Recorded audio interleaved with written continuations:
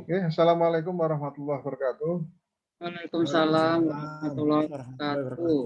Alhamdulillah pada kesempatan ini kita bisa bersama kembali untuk pertemuan yang ketiga mungkin, tapi mohon maaf tadi untuk kendala di linknya.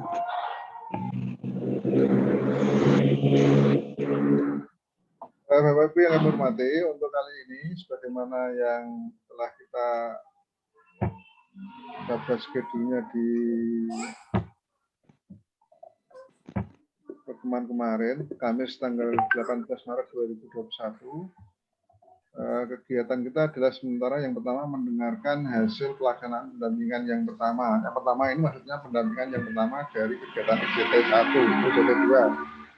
Kita kan sudah yang ketiga kali, tapi pertemuan yang pertama masih di kegiatan UJT 2, bukan UJT 1 maksudnya.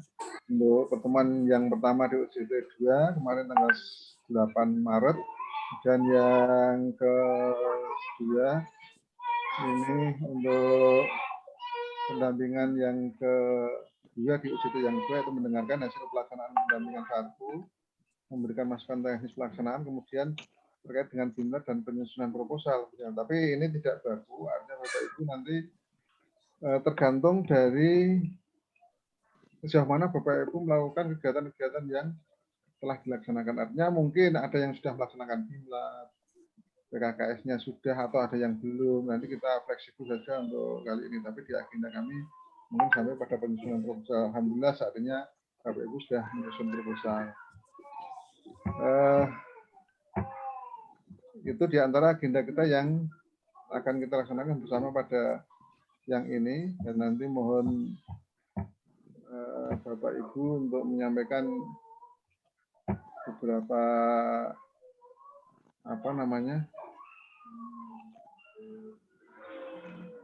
beberapa masukan ataupun beberapa pengalaman yang terjadi, kemudian kami mungkin akan memberikan tanggapan bagaimana yang terbaik. Ini Bu Hartati masuk lagi lewat yang mana ya? Ada dua. Iya. Ini teman saya Pak Ucil. Maaf Pak. Sekarang ini SMP 6 baru masuk Pak Pak Samsuri. Oke, langsung mawon Bapak Ibu, untuk waktu kita tinggal 10 menit untuk yang sesi pertama. Pak Susilo dulu mungkin untuk menyampaikan beberapa hal yang terkait dengan kegiatan kemarin, dan mungkin ada pertanyaan kenapa atau bagaimana pelaksanaan itu, dan ada kesulitan ataupun masalah-masalah yang perlu diselesaikan. Monggo Pak Silo. Ya, terima kasih atas waktu yang diberikan kepada saya. Saya sebagai calon pengawas dari Kabupaten Pati mengucapkan terima kasih yang sebesar-besarnya terhadap Bapak Rohmat Karim, mentor kelas B. Untuk selama ini Pak, selama UJT 2 dalam pelaksanaan saya sebagai praktek kegiatan UJT 2, semuanya lancar Pak. Belum ada sesuai dengan draft yang sudah diberikan kepada calon pengawas di Kabupaten Pati atau jadwal, semuanya saya laksanakan dengan lancar Pak. Dan belum ada kendala-kendala yang berarti, karena teman-teman kita, kelompok kita itu kompak sekali dalam memberikan masukan maupun dalam pemecahan masalah, membantu bersama-sama. Begitu Pak dari saya. Terima kasih Pak Silo atas masukannya, dan alhamdulillah tidak ada masalah. Bu Her. Terima kasih Pak Rohmat. Kemarin saya sudah melaksanakan kegiatan PKKS, sudah selesai. Kemudian yang menjadi masalah buat saya itu masa penilaian Pak, karena kepala sekolahnya itu ditugaskan di situ baru tanggal 27 Januari. Jadi masa penilaiannya itu saya tulis 1 bulan Pak. Sementara datanya itu berarti milik kepala sekolah yang kemarin. Enggak apa-apa. Bu, artinya memang yang ideal kan PKKS dilaksanakan pada bulan Desember. Untuk penilaian kerja kepala sekolah 1 tahun. Tapi praktek ya anggap saja itu seolah 1 tahun, tapi instrumen ataupun kriteria-kriteria yang dinilai adalah ya tetap memenuhi standar 6 kompetensi kepala sekolah saatnya. Yang terpenting. Intinya Bapak Ibu, di dalam praktek PKKS tidak pertama-tama mengacu pada hasil. Bapak Ibu kan yang penting proses menilai kepala sekolah dalam 1 tahun itu bisa tahu alurnya bagaimana, tekniknya bagaimana, mungkin ada beberapa kendala, ada beberapa catatan-catatan yang ditemukan itu yang menjadi pengalaman nantinya ketika menjadi pengawas.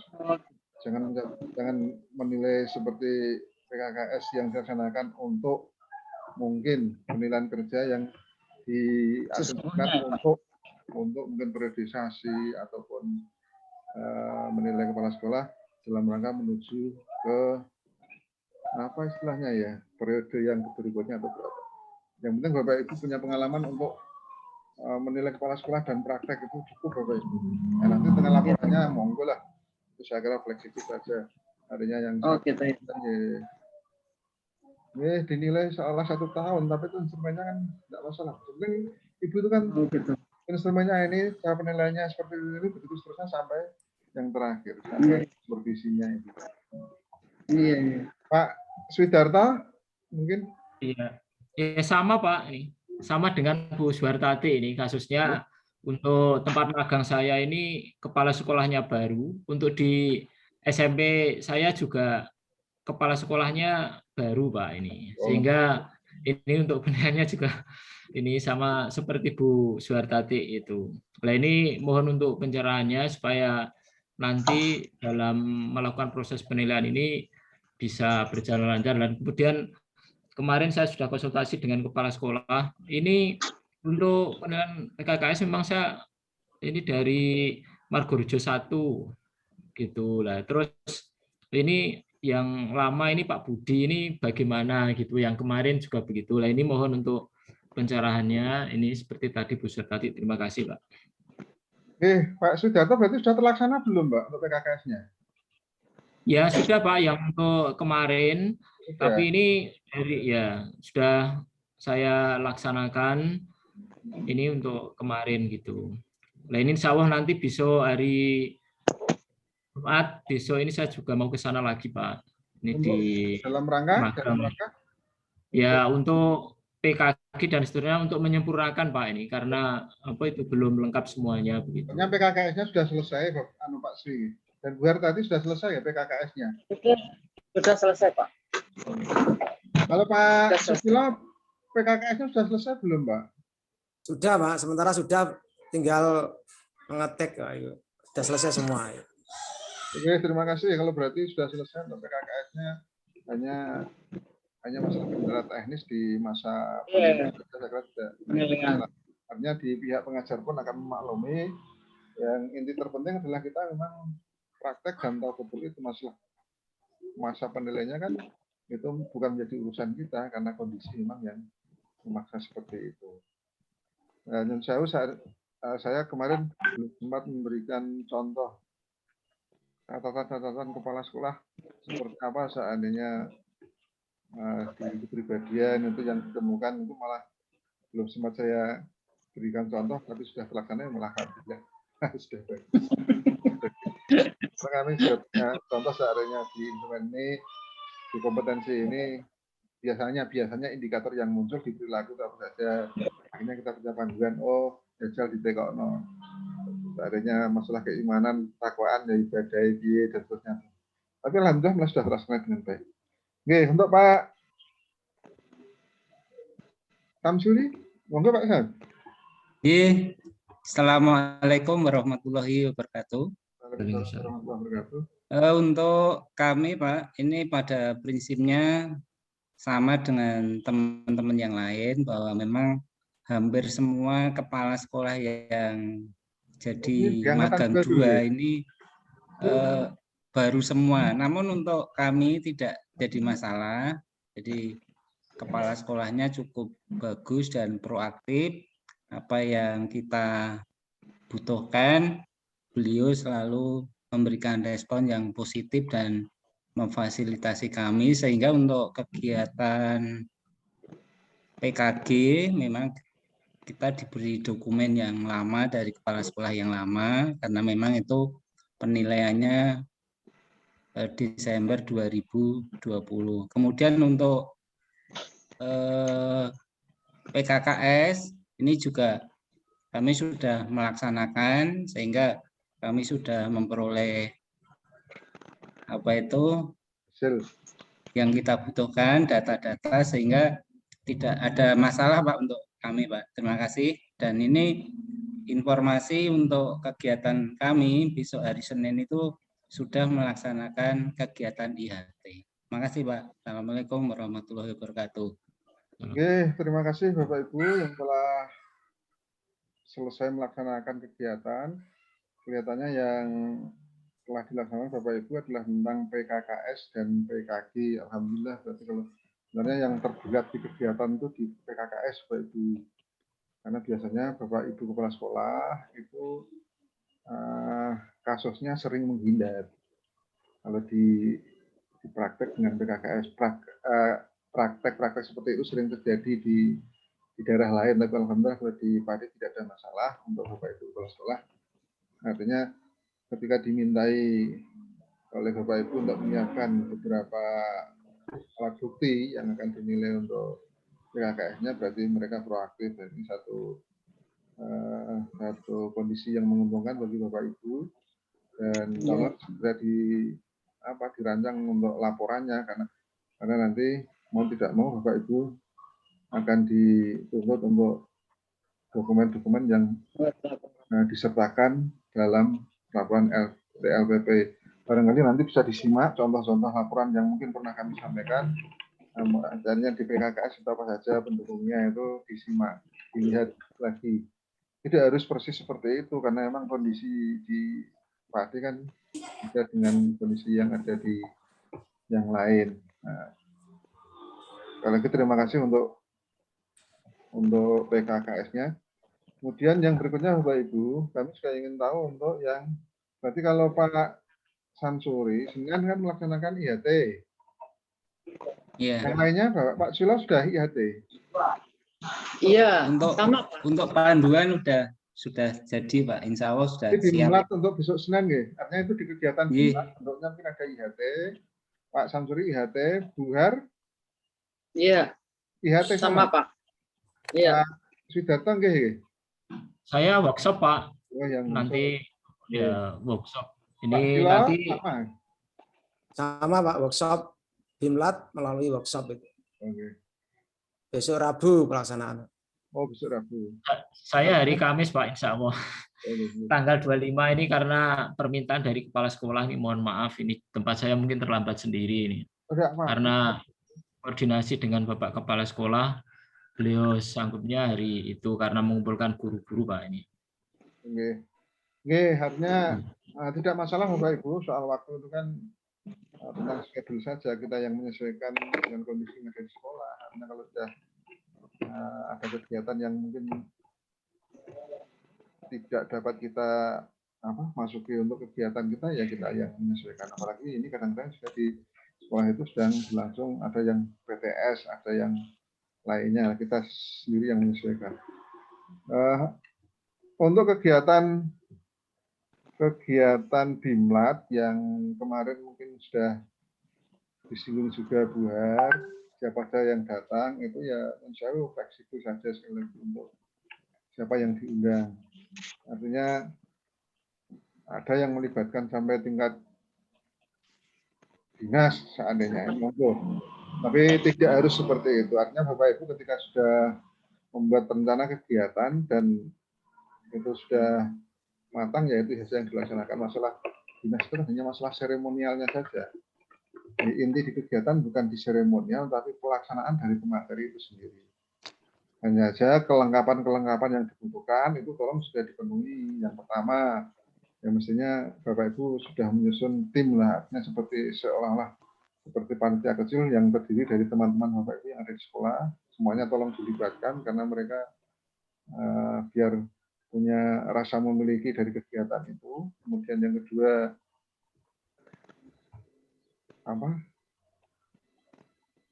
akomodasinya mungkin. Yang ketiga, pengalaman pendukung dari petugas-petugas yang akan terlibat dalam kegiatan itu disiapkan semaksimal mungkin. Jangan sampai ada Bapak Ibu guru yang mungkin merasa tidak dilibatkan, dan ini juga akan menjadi kendala tersendiri.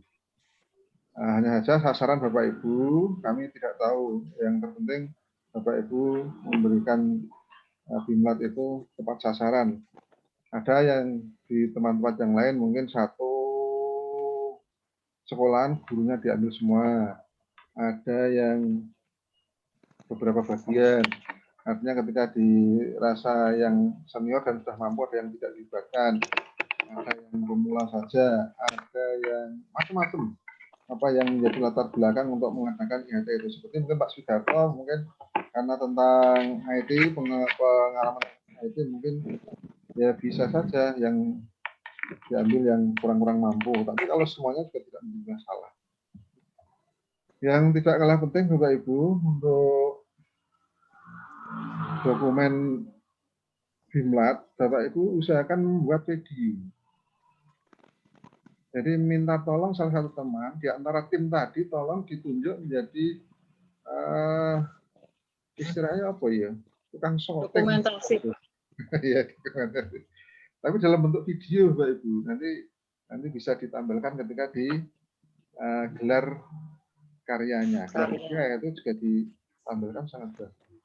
Itu yang paling memungkinkan untuk di video full dalam satu kegiatan itu memang di BIMLAT yang paling umum ditampilkan itu di kegiatan BIMLAT. Yang lain sih ya, tapi artinya di kegiatan BIMLAT itu sendiri yang saya lihat di pendampingan di kabupaten-kabupaten yang lain itu yang ditampilkan. Tolong nanti hal-hal teknis kecil seperti itu tampaknya sepele, tapi kadang-kadang terlupakan. Terus kadung rampung, mau kok orang yang ngerekam ya saya. Ini dari awal sudah didesain sedemikian rupa agar nanti di pelaksanaan sudah betul-betul siap dan matang, sehingga pelaksanaan sudah tidak ada lagi hal-hal yang masih kesarap bekerja tapi peralatannya masih kurang, sesuatu yang harus dilaksanakan masih belum tersedia. Itu jangan sampai. Di menit mulai sekarang apa-apa yang perlu dilaksanakan, apa-apa yang perlu disiapkan, itu semuanya sudah siap betul. Yaitu ya tadi diantaranya yang tidak kalah penting nanti untuk menjadi dokumen dalam pelaporan berikutnya adalah direkam kegiatan Bapak Ibu.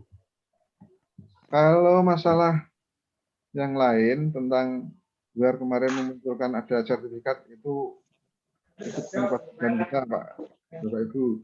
Artinya di kegiatan kita yang terpenting adalah melaksanakan itu. Kalau masalah ada istilahnya kepentingan ikutan atau kepentingan yang lain dari pihak sekolah ya dengan teman-teman itu biar mereka yang menjadi caranya, tapi penting kegiatan BIMLAT itu sendiri sukses.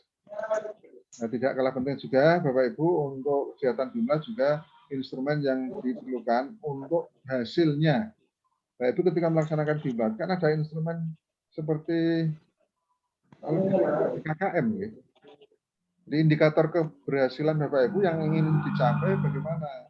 Kalau seandainya pesertanya 20, ya mungkin yang ingin Bapak Ibu sasar berapa persen keberhasilannya? 70% atau 85% dari mereka yang berhasil mengikuti, berhasil menyerap materi yang Bapak Ibu sampaikan. Kemudian ditentukan juga nilai ketercapaian itu berapa.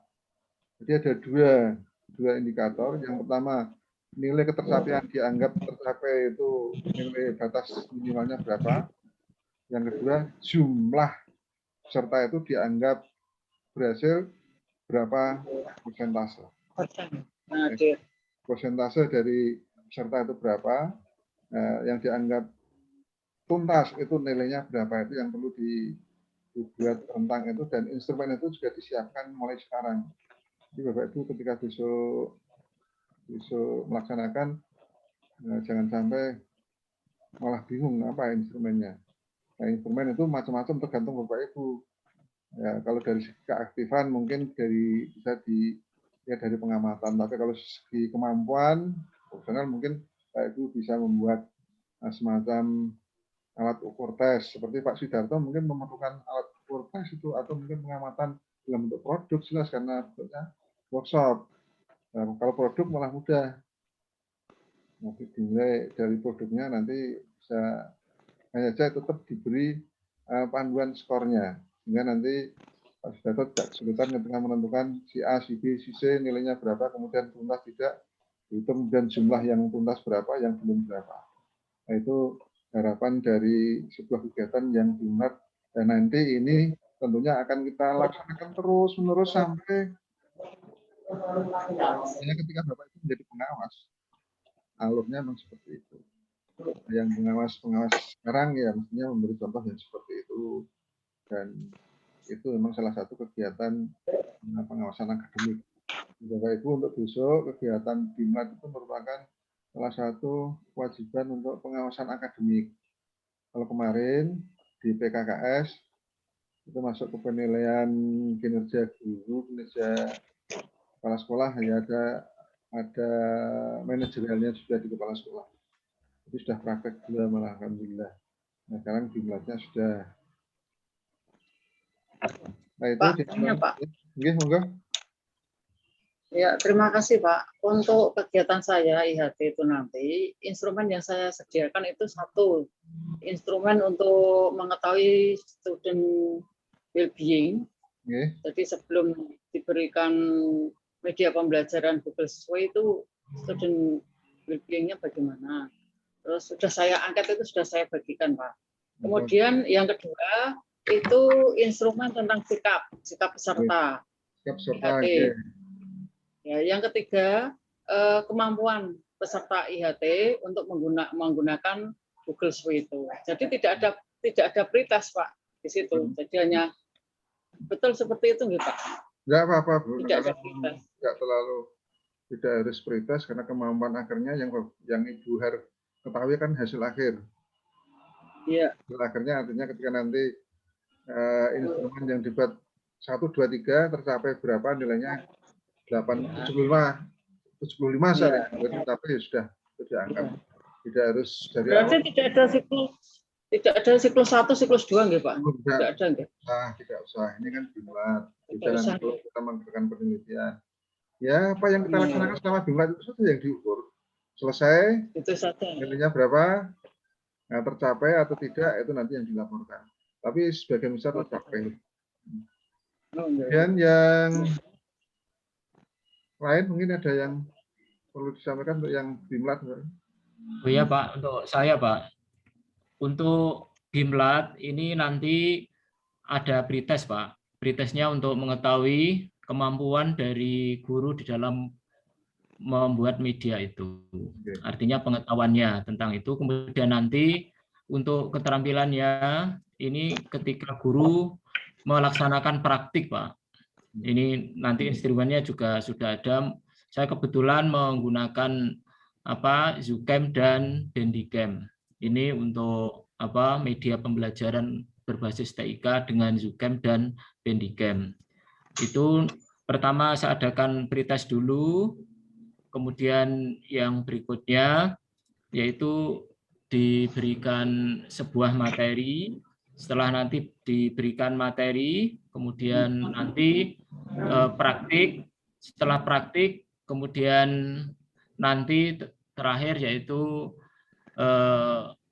menayangkan Pak hasil dari mempresentasikan, peserta mempresentasikan perwakilan ini kelompok mempresentasikan dari hasil kemampuannya dalam membuat media itu. Ini yang saya rencanakan. Tujuannya nanti ada benang merahnya untuk ke PTS nanti Pak, kalau ada keberlanjutannya begitu. Terus Pak, ya tergantung memang materi dan konten yang akan kita sampaikan apa. Kalau memang butuh pretest ya pretest. Kalau tidak ya tidak apa-apa. Tapi yang terpenting Bapak Ibu, pelaksanaan BIMLAT ini akan membawa hasil well-being bagi peserta didik. Well-being peserta didik diketahui dari mana? Cobi. Angkat. Saya Ya. menggunakan angkat Pak, Google Form. Oke. Angkat saya bagikan lewat Google Form. Maksudnya ke anak atau ke guru? Ke anak. Oke. Jadi begini Bapak Ibu. Oke, monggo. Kebetulan. Ini saya Pak. Setelah saya melakukan supervisi akademik, saya menemukan permasalahan-permasalahan yang terjadi, terutama di media pembelajaran. Kemudian saya ingin mengetahui setelah pembelajaran, setelah saya melakukan supervisi akademik, reaksi anak-anak bagaimana, respon anak-anak bagaimana, itu kemudian saya bagikan angket melalui Google Form. Jadi well-being-nya di situ Pak. Apakah dia merasa bahagia, senang dengan pembelajaran yang baru saja diberikan oleh Bapak Ibu guru yang saya supervisi tadi, Pak. Nah, itu hasilnya sudah diketahui. Kemudian nanti setelah saya berikan IHT, saya bagikan lagi well-being-nya. Jadi untuk mengetahui peningkatan well-being pada anak-anak. Oke, di kegiatan supervisi atau pembinaan kemarin sudah menerima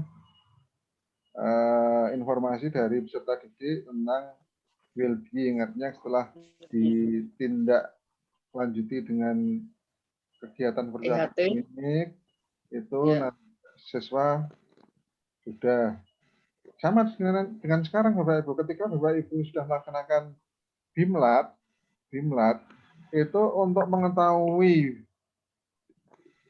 bergayung sambut tidak dengan pembelajaran yang dilakukan, Bapak Ibu juga harus menggali informasi dari peserta didik yang Bapak Ibu menjadikan sebagai sasaran guru di workshop itu. Ya sampel saja Bapak Ibu, tidak harus semuanya ya. Sampel saja ketika nanti selesai ini, kemudian mereka di kelas melaksanakan pembelajaran, menerapkan hasil dari workshop maupun IHT dari Bapak Ibu, itu nanti disampaikan juga untuk informasi kepada Bapak Ibu guru bahwa anak nanti akan dimintai pendapat untuk hasil workshop yang dilakukan ini. Betul-betul well-being tidak, karena ini tidak dapat direkayasa kan, tidak dapat direkayasa. Artinya anak akan menilai guru ada perubahan tidak ketika belum menerima workshop atau belum menerima IHT dengan sesudah.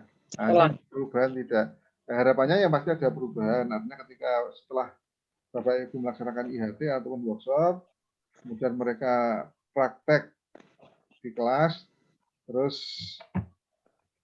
ada perubahan, siswa ternyata sangat senang dengan pembelajaran yang diberikan oleh Bapak Ibu dari hasil IHT maupun workshop itu tadi. Itu maksudnya efek well-being yang diterima oleh siswa. Jadi ketika Bapak Ibu melaksanakan, sampai akhir pun belum bisa mengatakan itu well-being atau belum. Well-being atau tidak, well-being atau belum. Hasilnya di Bapak Ibu guru. Peserta IHT maupun peserta workshop. Tapi nanti ketika sudah sampai di kelas, besoknya atau beberapa hari kemudian, itu ya sampel saja beberapa tidak semuanya, nanti akan ditarik kesimpulan, oh ternyata ada perubahan, ada hasil signifikan, dan mereka bisa menerapkan di dalam pembelajaran itu, anak tertarik dan merasa suka dan merasa bahagia dengan model-model yang baru mungkin yang Bapak Ibu sampaikan. Itu Pak, jadi artinya nanti Bapak Ibu harus menindaklanjuti di kelas setelah pelaksanaan IHT maupun workshop atau BIMLAT lah, kegiatan yang rumah besarnya BIMLAT, di dalamnya ada beberapa kegiatan tadi. Itu untuk yang well-being. Oke.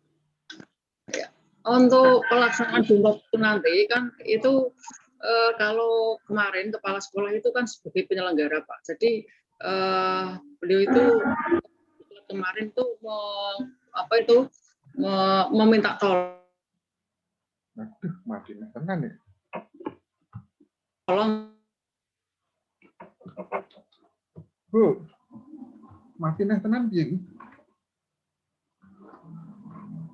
HP ku ndi? Ya Allah, diganggu meneh.